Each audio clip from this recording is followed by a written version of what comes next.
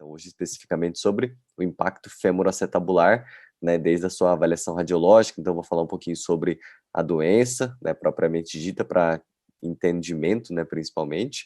Depois eu vou focar principalmente nos aspectos radiológicos e como que a gente vai conseguir, então, alguns detalhes importantes para que a gente possa depois fazer o tratamento. Primeira coisa, né, eu acho que para a gente poder falar especificamente, né, da disfunção, eu preciso entrar em alguns conceitos relacionados ao impacto femoroacetabular. Então, a principal função do lábio acetabular é promover essa pressão intraarticular negativa que permite uma distribuição homogênea do líquido intraarticular, aumentando assim a lubrificação, prevenindo o contato das superfícies articulares e distribuindo a força aplicada sobre a cartilagem ali, né? Então essa é uma das principais funções, né, então a gente sabe que assim como no lábrum glenoidal, o lábrum acetabular, ele é a articulação que permite que a gente consiga gerar essa pressão intraarticular negativa, aumentando a estabilidade da articulação. Ao contrário do lábrum glenoidal, né, que é o do nosso ombro, onde ela é totalmente instável, né, a articulação glenomeral. Dentro da articulação do quadril, a gente tem uma articulação extremamente estável, né, que é essa articulação coxofemoral. E muito dela, né, muito dessa estabilidade é advinda principalmente por conta desse lábio acetabular. E nas porções anterior e antero-superior dessa junção condrolabral é onde apresenta a maior disposição de lesões labrais, né, principalmente por quê? Porque acontece uma maior demanda mecânica nessa região e também tem uma hipovascularização. Então aqui vocês estão visualizando, né, toda essa região do lábrum aqui, principalmente a superior e a antero-superior, é onde ela é mais lesionada, então na imagem de baixo também está mostrando. E o que acontece? Quando acontece alguma lesão nesse lábrum, o que pode acontecer é redução, então, daquela congruência articular, diminuição da pressão intraarticular, e isso pode gerar, então, uma certa instabilidade coxofemoral e dor que o paciente possa também sentir, tá? Então, essa rotura, ela faz essas alterações biomecânicas que eu comentei, principalmente podendo levar a futuras erosões condrais e iniciando um processo degenerativo articular também. Então, nós temos basicamente dois tipos de impacto femoroacetabular. Na verdade, são três tipos, mas o terceiro é um misto, né? Então, basicamente, são dois tipos principais. O impacto femoroacetabular do tipo CAM, também chamado de tipo CAMI, né? Que é onde acontece a perda da concavidade da transição cabeça-colo femoral, que determina, então, o impacto na região antero-superior da cartilagem acetabular. Então, como vocês estão vendo nessa imagem abaixo, a transição do colo e da cabeça é normal, e do lado direito a gente tem uma transição da cabeça e do colo, onde a gente consegue perceber um bump, né, que a gente chama, né, que é justamente essa elevação que acontece, né, esse excesso de cartilagem, desculpa, esse excesso de cobertura óssea que aconteceu principalmente nessa transição do colo e da cabeça, tá? Então, naturalmente, o que acontece? Quando há uma alteração nessa estrutura, nessa região, acontece um contato maior e mais rápido, né, principalmente nos movimentos de flexão, adução e rotação interna do nosso fêmur, acontecendo então esse impacto, né, por isso que é chamado de impacto femoroacetabular. Então esse pode ser um problema advindo, como vocês estão vendo, da anatomia da nossa cabeça femoral e do colo femoral, mas também tem o segundo tipo, né, que é o problema chamado pincer. O que seria o pincer? É um excesso de cobertura do acetábulo. Então agora a transição entre a cabeça e o colo do fêmur está normal, porém acontece uma cobertura excessiva do acetábulo em relação à cabeça femoral. E isso então pode levar a um impacto repetitivo entre o lábio acetabular e a transição colo-cabeça femoral, como a gente acabou de visualizar. Então são as duas coisas que podem estar acontecendo, né? Ou o do tipo CAM, ou o do tipo pincer, e ambas, né, geralmente têm dor nesses movimentos, né, de flexão, adução e rotação interna excessivas. Porém, claro, pode ter o problema misto, né, que acontece aí em pelo menos 30 a 40% da população que apresenta o impacto femoroacetabular, pode ser do tipo misto, ou seja, o problema tanto de impacto por conta do CAM, ou seja, da transição, né, da cabeça e do colo do fêmur, que acontece aquele bump, né, aquela elevação, aquele excesso de cobertura óssea, ou pelo excesso de cobertura acetabular também. Então, é um misto, né, que pode estar acontecendo. A prevalência maior do tipo CAM é em homens, né, principalmente na faixa etária mais jovem, mais ativa. E, então, eu só vou voltar aqui para vocês poderem lembrar, né, o tipo CAM, e qual que é um dos motivos pela qual isso pode acontecer? Principalmente lá quando a pessoa ela está no período de adolescência, no período de infância, onde ela pratica principalmente esporte, né, umas modalidades, corridas, qualquer tipo de modalidade de futebol, enfim.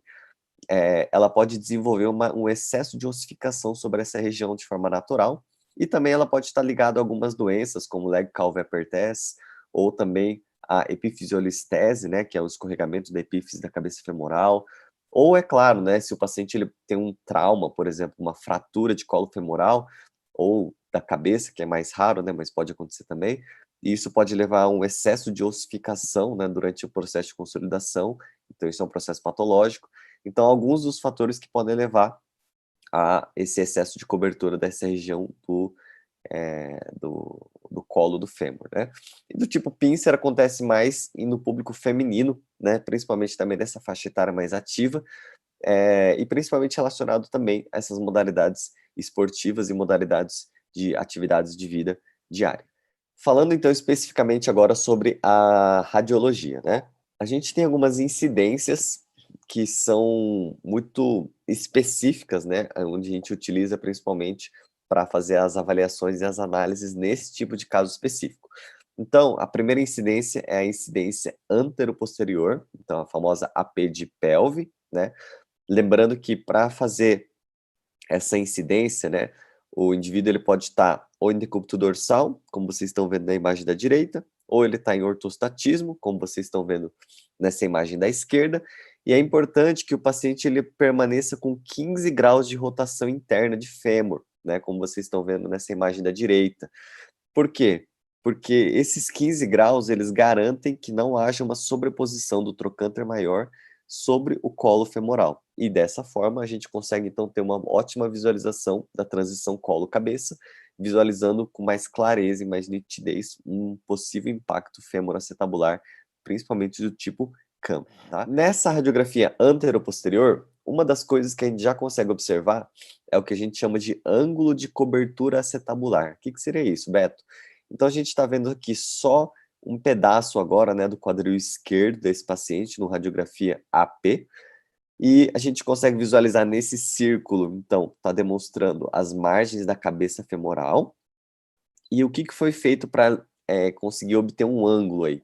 Foi colocado um ponto bem no centro, né, ou seja, no centro da esfera da cabeça femoral, através do raio-x, traçado uma linha totalmente perpendicular, ou seja, se eu traçasse uma linha em relação ao solo aqui, daria 90 graus em relação a essa linha, primeira linha aqui, e a outra linha, ela é traçada totalmente lateral à margem do acetábulo. Então vocês estão vendo aqui que o finalzinho da margem lateral do acetábulo é traçada essa linha aqui, totalmente paralela a ela. Então, dentro dessas duas linhas, formam-se esse ângulo aqui dentro, que é chamado de ângulo de cobertura acetabular.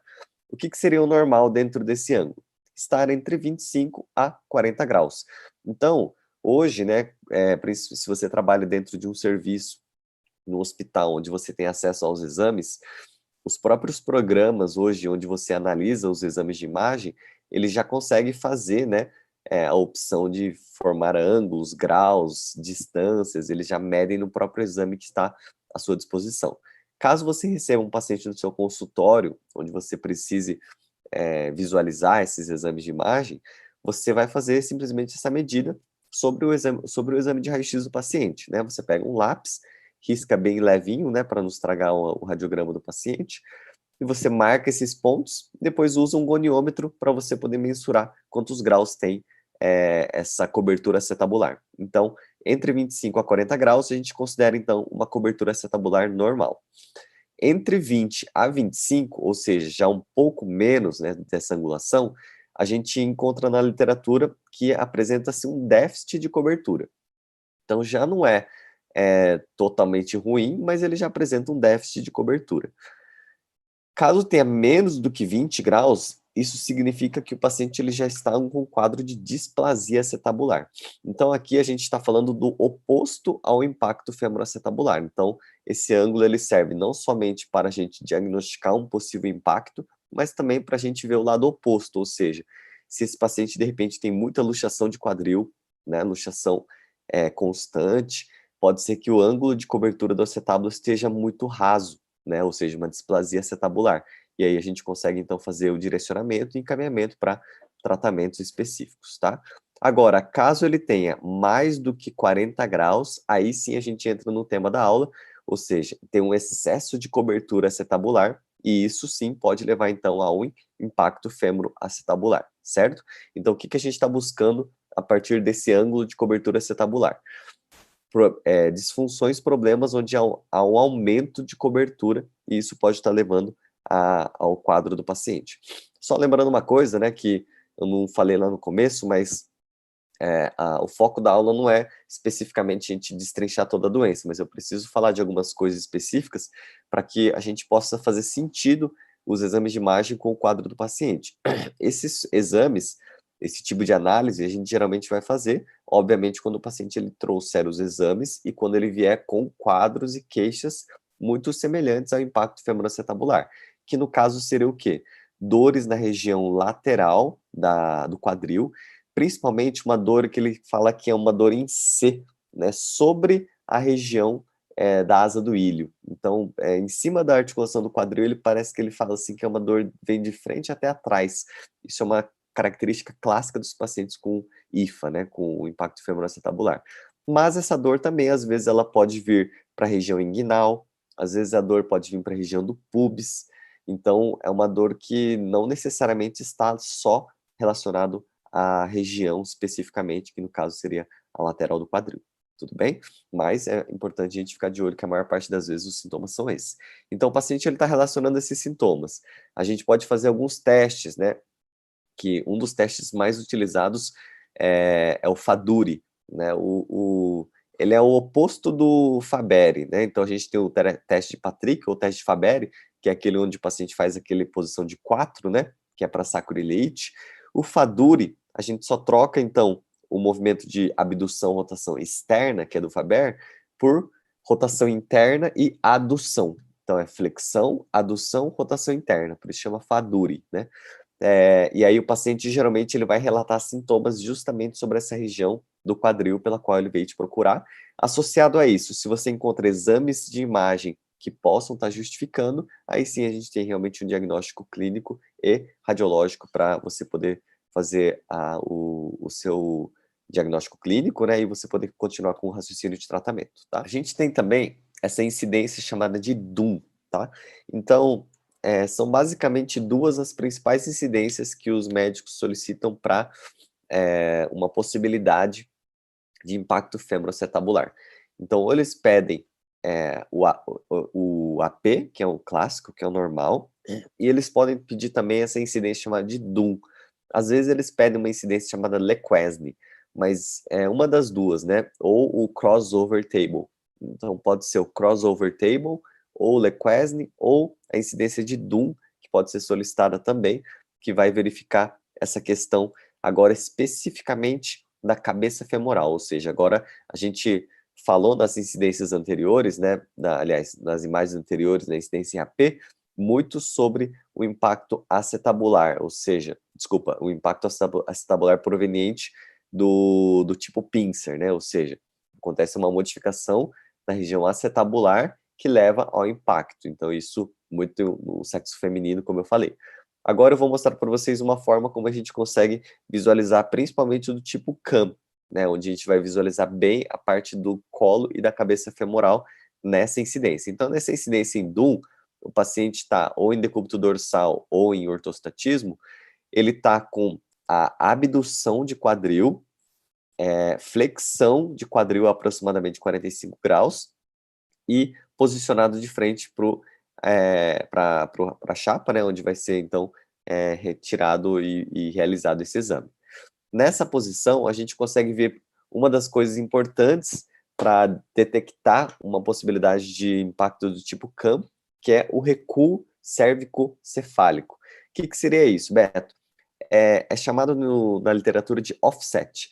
Esse recuo nada mais é do que está representado aqui na figura A pela letra D minúscula aqui, ó. O que é esse recuo? É essa distância que acontece entre a esfera da cabeça femoral e a parte reta, né, a parte longilínea do colo femoral. Então, existe esse recuo, essa diferença de nível, de tamanho, e essa diferença, né, anatômica, que ela é fisiológica, ela permite com que a gente consiga movimentar a nossa cabeça femoral, como vocês estão vendo na imagem B, ou seja, ela cria-se um centro da cabeça femoral, e ela consegue fazer todos os movimentos fisiológicos de flexão, extensão, abdução, rotações, porque acontece esse recuo, então não há um impacto precoce, né, daquela região do colo femoral sobre o acetábulo.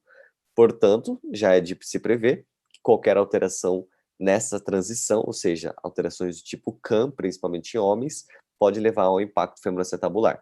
Então, existe né, desculpa, mostrando aqui então, né, que quando acontece então um aumento, ou seja, nesse caso aqui até houve uma inversão, né, em vez de acontecer o recuo, ele aconteceu uma elevação, uma lombada se formou, é chamado de bump, né, dessa região, e isso aumenta então o contato.